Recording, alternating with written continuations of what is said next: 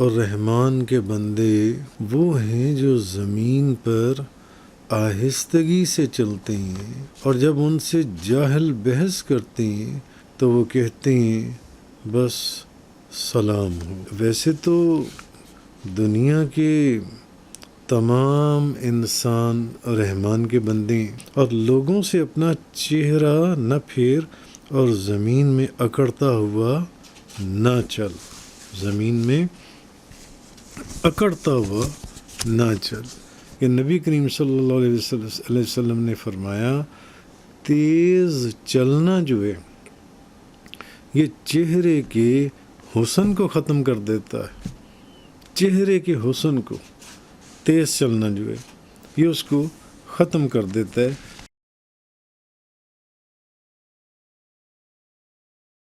وعباد الرحمن الذین یمشون علی الارض ہونا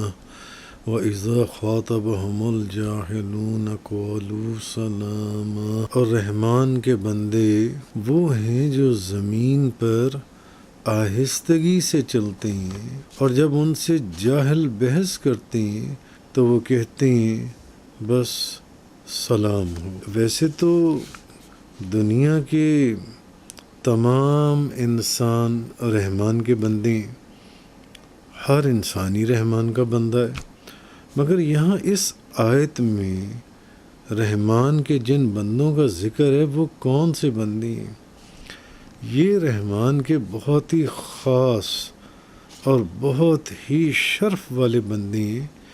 جن کی نشانی یہ بتائی گئی کہ یہ رحمان کے وہ خاص بندے ہیں جو زمین کے اوپر آہستہ آہستہ چلتے ہیں، آہستگی کے ساتھ چلتے ہیں، ایک وقار کے ساتھ چلتے ہیں، اتراتے ہوئے نہیں چلتے، اکڑتے ہوئے نہیں چلتے،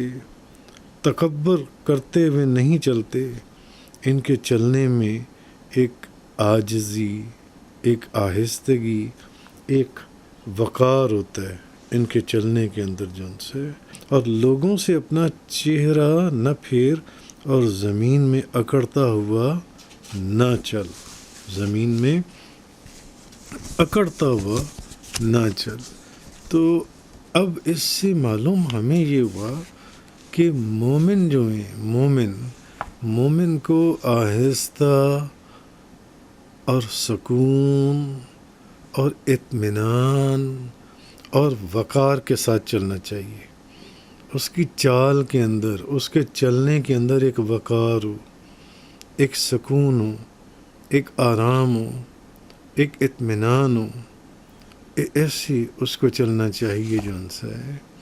اور پھر نبی کریم صلی اللہ علیہ وسلم نے بھی یہ چیز فرمائی کہ حضرت عبداللہ بن عباس رضی اللہ تعالی عنہما سے روایت ہے، اور یہ بخاری شریف کی حدیث ہے کہ آپ فرماتے ہیں کہ رسول کریم صلی اللہ علیہ وسلم آپ نے ارشاد فرمایا تمہارے لیے سکون سے چلنا، سکون ضروری ہے، یعنی سکون سے چلنا ضروری ہے، کیونکہ دوڑنے میں کوئی نیکی نہیں ہے۔ نبی پاک صلی اللہ علیہ وسلم نے فرمایا دوڑنے میں کوئی نیکی نہیں ہے، سکون سے چلنا نبی پاک صلی اللہ علیہ وسلم نے فرمایا یہ ضروری ہے تمہارے لیے۔ اور ایک اور حدیث پاک میں نبی کریم صلی اللہ علیہ وسلم حضرت ابو ہریرہ رضی اللہ تعالی عنہ سے روایت ہے کہ نبی کریم صلی اللہ علیہ وسلم نے ارشاد فرمایا تیز چلنا ایمان والوں کی ہیبت ختم کر دیتا ہے، یعنی کہ ایمان والوں کا جو رعب اور جلال ہے، ایمان والوں کی جو ہیبت ہے، تیز چلنا اس کو ختم کر دیتا ہے۔ اور حضرت انس رضی اللہ تعالی عنہ سے روایت ہے کہ نبی کریم صلی اللہ علیہ وسلم نے فرمایا تیز چلنا جو ہے یہ چہرے کے حسن کو ختم کر دیتا ہے، چہرے کے حسن کو تیز چلنا جو ہے یہ اس کو ختم کر دیتا ہے۔ تو بہرحال اس آیہ کریمہ کے اندر اللہ تبارک و تعالیٰ نے یہ جو فرمایا، اور رحمان کے بندے وہ ہیں جو زمین پر آہستگی سے چلتے ہیں اور جب ان سے جاہل بحث کرتے ہیں تو وہ کہتے ہیں کہ بس سلام ہو. تو حسن بصری سے ایک قول یہ منقول ہے کہ اس آیت کا ایک معنی یہ بھی ہے کہ جب تم سے کوئی جاہلانہ بات کرے تو تم اس کو سلام کرو. جب تم سے کوئی جاہلانہ بات کرے تو تم اس کو سلام کرو. اس آیت میں یہ کہا گیا ہے، حسن بصری یہ فرماتے ہیں. اور قرآن مجید میں بھی اللہ تعالیٰ مومنوں کی صفات بیان فرما رہا ہے، اور جب وہ کوئی بیہودہ بات سنتے ہیں تو اس سے کنارہ کش ہو جاتے ہیں. جب وہ کوئی بیہودہ بات سنتے ہیں تو اس سے کنارہ کش ہو جاتے ہیں اور کہتے ہیں کہ ہمارے اعمال ہمارے لیے ہیں اور تمہارے اعمال تمہارے لیے ہیں. تم پر سلام ہو، ہم جاہلوں سے بحث نہیں کرنا چاہتے. یہ چیز ہے. بہرحال تو یہ چیز اس آیہ کریمہ کے اندر اللہ تبارک و تعالیٰ نے ارشاد فرمائی، وَإِذَا خَاطَبَهُمُ الْجَاهِلُونَ، اور یعنی کہ جب جاہل ان سے بات کرتے ہیں تو کامل ایمان والے جو ہیں وہ دوسروں کے ساتھ ان کا رویہ کیسا ہوتا ہے، کیسے پیش آتے ہیں کہ جب جاہل ان سے بات کرتے ہیں اور کوئی ناگوار کلمہ یا بیہودہ یا ادب اور تہذیب کے خلاف بات کہتے ہیں تو پھر یہ کہتے ہیں کہ بس سلام. اب اس سے مراد علیحدگی کا سلام ہے. اور یار چھوڑو یار، ہمیں چھوڑو، ہمیں علیحدہ کرو، تم جو کہہ رہے ہو نا جاؤ سلام جان سے. یہ تو اور معنی یہ ہے، یعنی سمجھانا یہ مقصود ہے کہ جاہلوں کے ساتھ جھگڑا کرنے سے اعراض کرتے ہیں مومنین جو ان سے سلام، جاؤ یار جاؤ، اپنے راستے پر جاؤ، ہمیں اپنے راستے پر جانے دو جان سے. تو یا اس کے پھر یہ مانیے کہ ایسی بات کہتے ہیں کہ جو درست ہو اور اس میں اس کو اگلے بندے کو تکلیف بھی نہ دیں اور کیا کہتے ہیں خود بھی گناہ سے کوئی ایسی بات کہنے سے وہ سلامت رہیں، کوئی ایسی بات نہ کہہ دیں جو ان سے. تو معلوم یہ ہوا کہ جب کسی معاملے میں کوئی جاہل جھگڑا کرنا شروع کرے تو اس سے اعراض کرنے کی کوشش کرنی چاہیے، جیسے کہ اس قرآن کریم کی آیت میں اور ایک اور ان آیات میں نے آپ کو بتایا. اس سے اعراض کرنا چاہیے اس شخص سے، اور اس کی جاہلانہ گفتگو کے جواب میں اگر کوئی